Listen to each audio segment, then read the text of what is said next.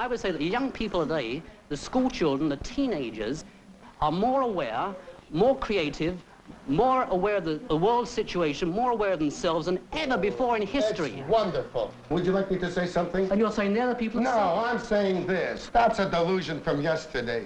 Being aware of a problem doesn't mean anything. You can become aware of it and you don't know what to do.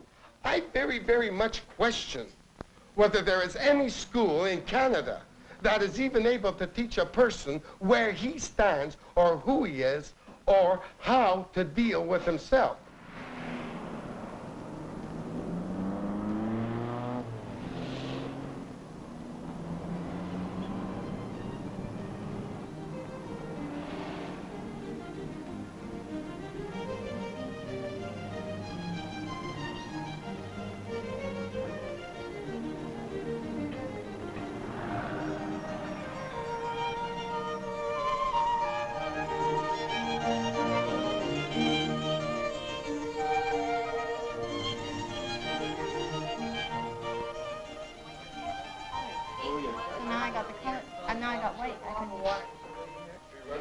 Doing everything.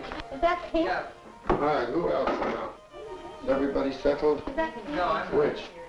Yes, that's pink. Pink. Pink. Pink. Yeah, that's pink. Dave Pellin is a teacher. He works 15 hours a day, 7 days a week, teaching the people who find their way to him how they can understand and come to terms with themselves. I don't know whether he thinks he's going to sit here, but he's crazy if he does. Oh, nothing, except this in my corner. Your corner? Yeah, I had it before I get up to help somebody, you jump into it. All right, I'll let you have it. Okay. I see a more comfortable spot. David, this came all gibbled. Don't worry about it being gibbled. Yeah. I know, but then but this gives a texture when you paint it. You know what I mean? Yes, if I want texture. Yeah, but look, Words, let's not knock it. Van Gogh used to paint with a spatula. Why, he cut his ear off.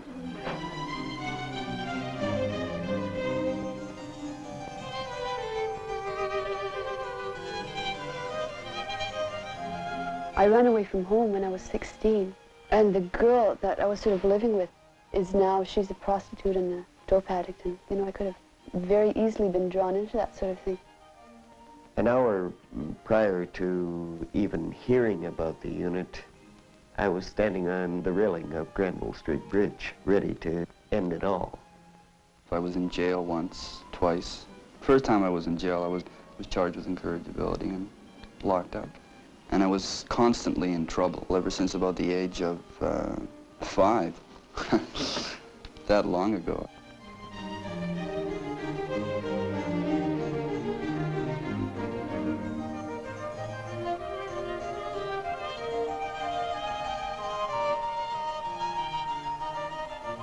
Most of the people who come to Dave Pellin have one thing in common. They've never really known how to live. They turn to him as a last resort when they've failed with the psychiatrists and the social workers and the welfare agencies. For Pellin, it's a social experiment, started by him, revolving around him. He calls his little group the Activator unit. They're unorthodox, unofficial, and virtually unknown, though a few professional people are showing interest in Pellin's ideas. Heather Coates is one of them. With her is one of her students. I don't know what your problem is, but we're just talking about you going to school. Is that part of it? You're having a hard time studying. Get bored. That's why you get bored. It's because what you're learning at school, you don't know how to use it. You don't go to school because nobody gives a damn. You're going to school so that you could learn enough so they will give a damn. And the thing is, when you learn something, don't learn with the idea, I've got to learn to pass an examination. But take it as though this is adding to yourself. I want you to come back in 2 weeks and teach me something about physics and about maths. Is that a promise? Mm-hmm. Okay. Everybody here in the unit has heard you say you'll be back in 2 weeks. And I'll tell you, if you ever run away from this, you'll be running from for the rest of your life.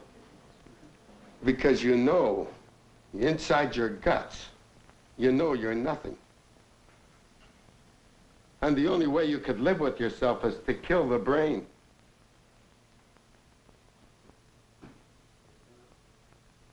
Isn't that right? Am I far out? I'm very far out. What you're trying to do is commit suicide, only you haven't got the guts to do it. And that's why you're drinking. Now, there's one thing, you could be a man. And a man shoulders responsibility. That's all a man is. As soon as a fella that can't shoulder a responsibility, he's no longer a man, he's a vegetable. He's no man.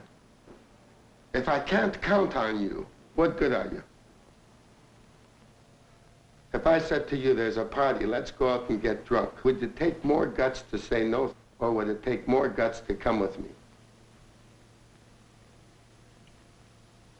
Take more guts to say no. You think for the next 2 weeks you can say no? No. Hey? You don't think you've got that much guts? No. Is it worth trying? I think so. I'm glad you said no. At least you're honest. Do we shake on that? Okay. Okay. Now we'll drink coffee.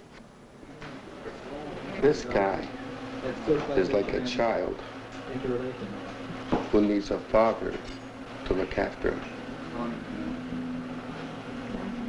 And obviously there just isn't anybody or place that understands this.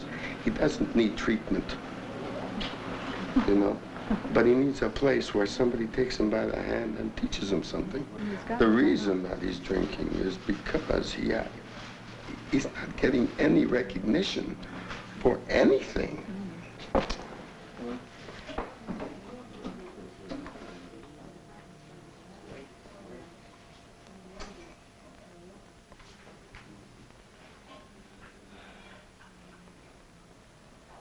And I don't mind people leaning on me until they're strong enough to walk.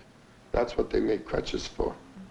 It is not the activator philosophy to get a guy to do it himself. It's the activator philosophy to teach a person how to do it themselves.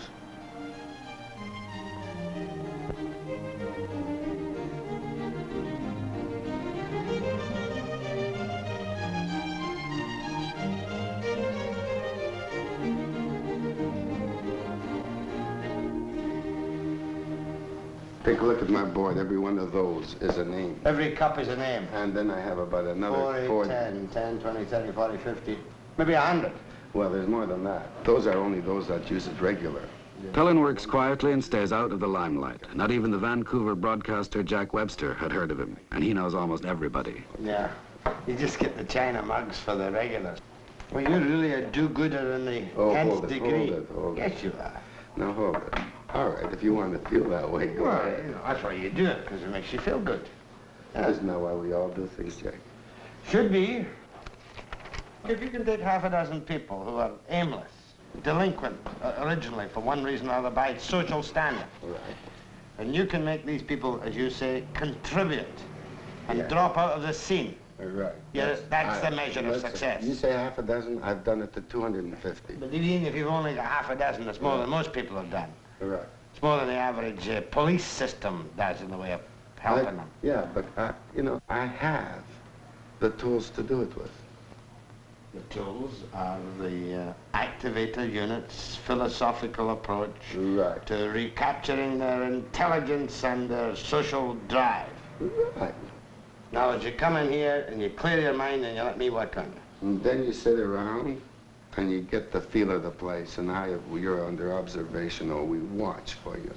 You're the father figure. Yeah, you know, it's embarrassing to admit it. You gotta be. All right, I'll admit that. You're taking the place of the parents who failed. This is true. Until they become their own parent. Until they're mature, in other words. Well, we're all immature in ways. Oh, you don't have to tell me that. I'm vain, egotistical. No, you're egotistical. I'm vain. I'm defensive. Well, you were there. You're not so defensive now. You're listening more. Before you were only hearing. In the early 60s, the Kitsilano area of Vancouver's 4th Avenue was the teeming center of the hippie scene.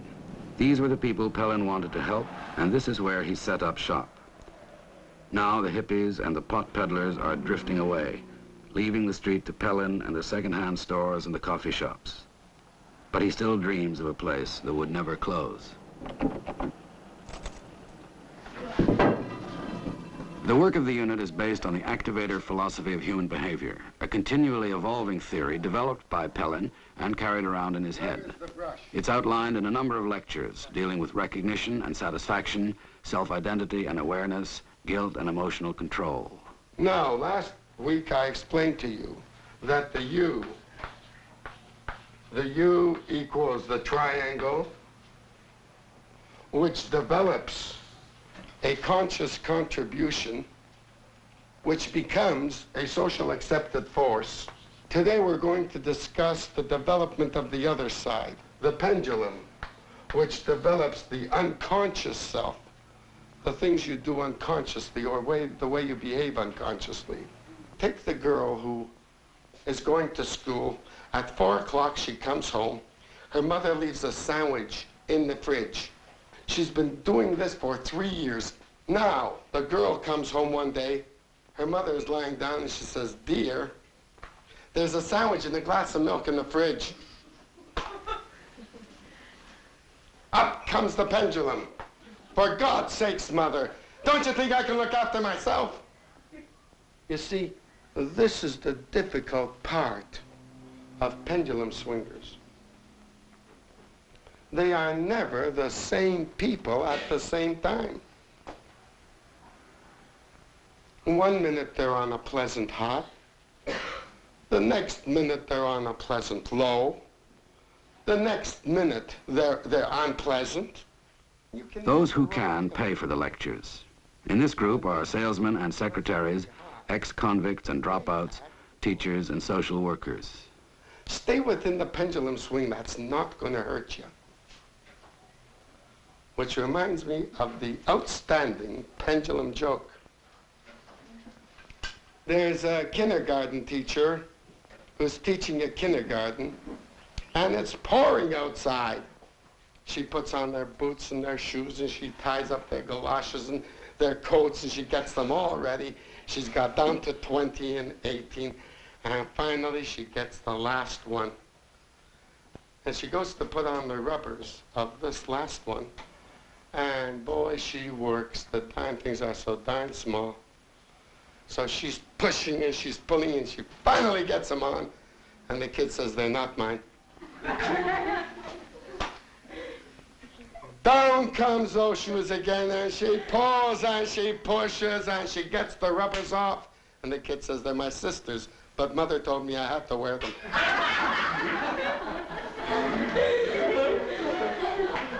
When you can control your pendulum then, I would say you've got a lot of strength in you. Yeah, but it's sort of horrible to hear your own words. And then he gives it as an example, and you think, gee, he's talking about me, you know? Will you be down tomorrow? All right. Come, 1, 2-ish, 3-ish, Don't come in the morning, please.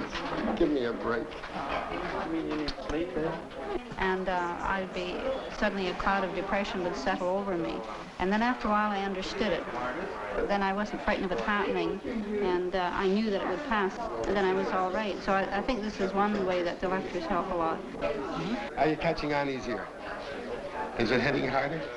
You look very tense right now. Here, sit up. Relax. I guess I was sort of low, I guess. You hit a low, did you? That's all right. You were a little high, but you hit a low. Tell me, when did it hit? No, I felt okay when I came here. When you start talking about guilt. Oh, there's one nice thing about this guilt business. We all suffer it.